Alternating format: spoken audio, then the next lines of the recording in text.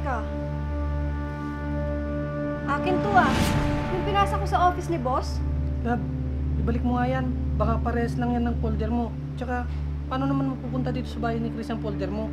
Hindi ako pwedeng magkamali, love. Folder ko to. Tignan mo oh.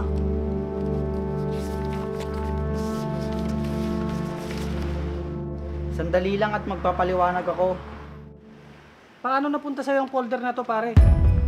Idinaan niya ng sekretarya ko sa opisina dahil nakalimutan ko. Sekretarya? Si Ma'am Gwen ba? Oo, siya nga.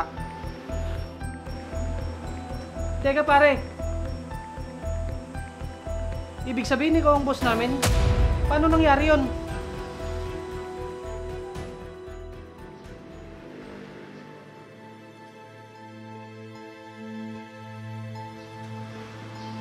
Uy, Chris!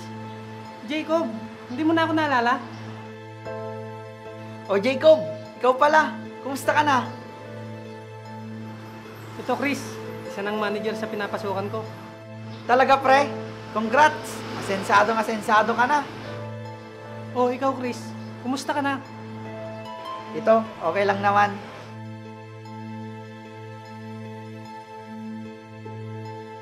Chris, kung kailangan mo ng tulong, andito lang ako, ha? Naku pare, salamat ah. Ano palang ginagawa mo dito? Wala pre, napadaan lang. Ikaw? Hinihintay ko si Mrs. sa loob. Baka sakaling maabutan niya si boss. Oh, magkatrabaho kayo ng asawa mo? Oo. Love, hindi ko inabutan si boss. Sabi sa'yo, mahirap yun hagilapin. Sino siya? Ah, siya ba? Classmate ko nung high school, lab. Halika na, love. Uwi na tayo. Itong folder, hindi ko na naiwan sa lamesa ni boss. Sige, akin na yan. Para ako na lang magdadala sa opisina ng boss. Nagtatrabaho din ako dyan. Sige, lab. Si Chris nang bahala dyan. May tiwala naman ako sa kanya. Di ba, pare? Sige. Tara na, love. At mamimili pa ako ng handa mo para sa birthday mo. Ay, oo nga pala, pare. I-invitahin sana kita sa birthday ko. Talaga pare? Sige. Kailan ba yon? Sa susunod na araw, pare. Sige, pupunta ako. Salamat. Ay, akin na pala yung number mo, pare. Para may text ko sa yung address ng bahay namin.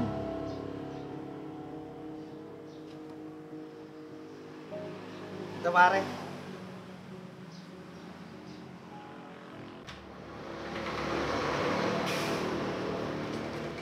Ay, nakakapagod na araw. Hindi ko man lang nakausap yung big boss natin. Love, sabi ko naman sa'yo, mahirap hagilapin yun. Paano ako mapopromote, love, kung di ko naman mapipresent sa kanya yung gawa ko? Maghintay na lang tayo. Di bale, naipasa mo naman na yung folder mo, di ba? Madami na tayong gastusin dito sa bahay. Itong bahay, binabayaran pa rin natin sa bangko. Habang lumalaki income natin, lumalaki din ang gastusin natin. Yung kotse, hanggang ngayon, binabayaran pa rin natin. Love, huwag ka mag-alala. Manager na ako. Lumaki na yung sweldo ko. Saka, hindi pwedeng hindi tayo kumuha ng sasakyan. Saka ganito kalaking bahay. Nakakahiya naman sa mga kliyente natin. Siya nga pala, kailangan marami kang handa sa birthday mo. Oo naman, mahal. Napaghandaan ko na yung mga gastusin dyan. Nakapag-loan na ako. Ay, teka. Iimbitahan mo ba talaga yung kaibigan mo kanina? Oo, love. Si Chris. Gusto ko lang na maipakita sa kanya na malayo nang narating ko. Hindi gaya niya. Sige, ikaw ang bahala. Sige, magbibihis na ako.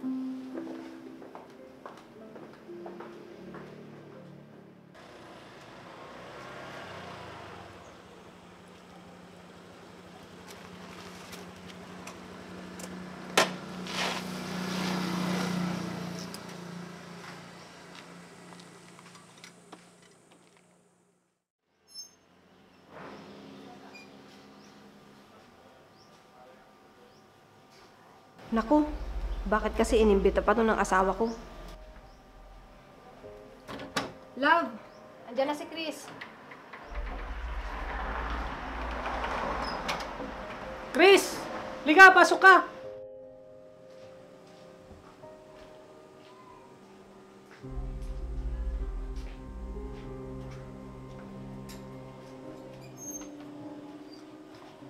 Ang ganda naman ng bahay nyo. At saan dami nyo pang sasakyan? Bunga ng pagsisikap, pare. At dahil na rin sa kumpanyang pinagtatrabawan ko ngayon. Mabait kasi yung boss nila.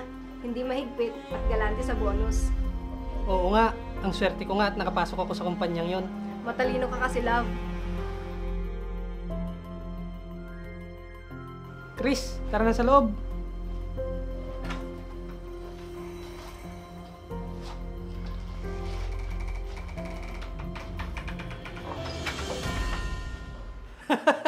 O, di ba pare, naalala mo yon? Oo pare, naalala ko yun. Ay, sandali pare. Anong oras na pala? Uwi na ako. Salamat sa pag-imbita. Sige pare, salamat sa pagpunta ha. Pag may kailangan ka, tawagan mo lang ako. Sa isang araw pare, ikaw naman yung dumalaw sa bahay ha. Sige pare. Sige pre, alis na ako. Salamat ha.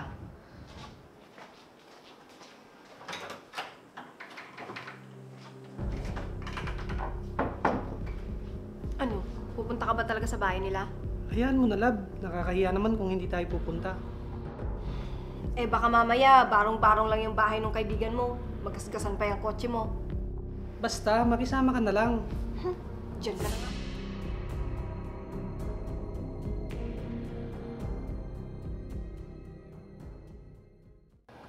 Sinabi ko naman kasi sa'yo na wag na tayong pumunta. Ano ka ba naman, love? Makisama ka na lang. Andito na tayo, oh.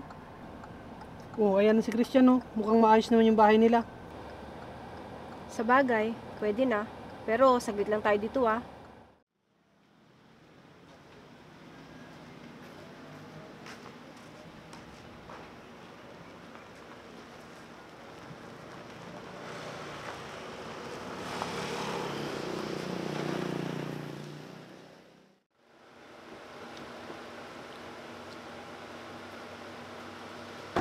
Mabuti na lang at nakarating kayo pare. Halika kayo, pasok kayo.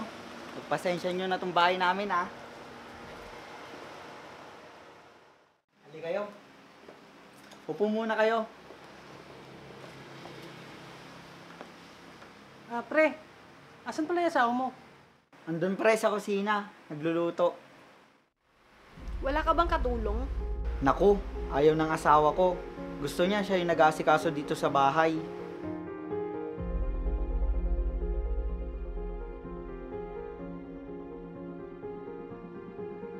Teka. Akin to ah. Yung pinasa ko sa office ni boss. Love, ibalik mo nga yan. Baka parehas lang yan ng folder mo. Tsaka, paano naman mapupunta dito sa bahay ni Chris ang folder mo? Hindi ako pwedeng magkamali, love. Folder ko to. Tignan mo oh.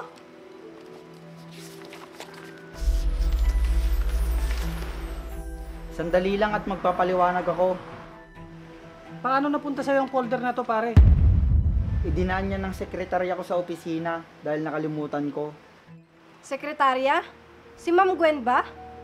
Oo, siya nga. Teka, pare. Ibig sabihin ikaw ang boss namin? Paano nangyari yon? Naalala mo pare nung kabataan natin? Pangarap ko na talaga noon na magkaroon ng sariling kumpanya. Kaya nagpursige ako na maipatayo ko tong kumpanyang ito. Hindi ako nakapagtapos pare dahil sa hirap ng buhay. Kung mapapansin mo pare, hindi naman marami yung pamumuhay ko. Okay na ako sa mga gamit na kahit luma basta gumagana. At natutuwa ako pare at sa kumpanya ko pala kayo nagtatrabaho. Isa ka daw sa masipag na empleyado, pati ng asawa mo.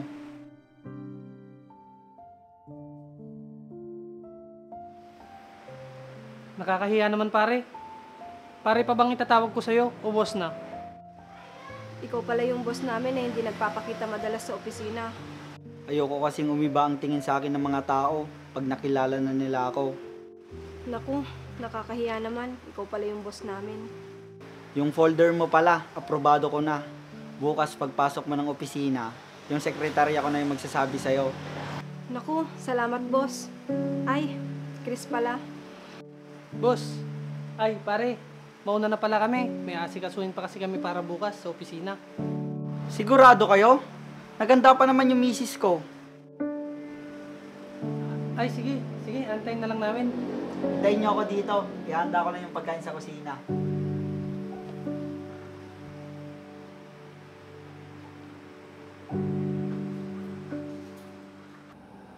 Hindi ko akalain na boss natin si Chris. Napakasimple ng buhay niya, kaya hindi na ako magtataka kung bakit naging successful siya. Samantalang tayo, eto, baon sa utang. Dahil gusto natin ipakita sa mga tao na maganda ang trabaho natin. At dapat maganda din ang bahay at sasakyan. Hayaan mo, love, hindi pa naman huli ang lahat.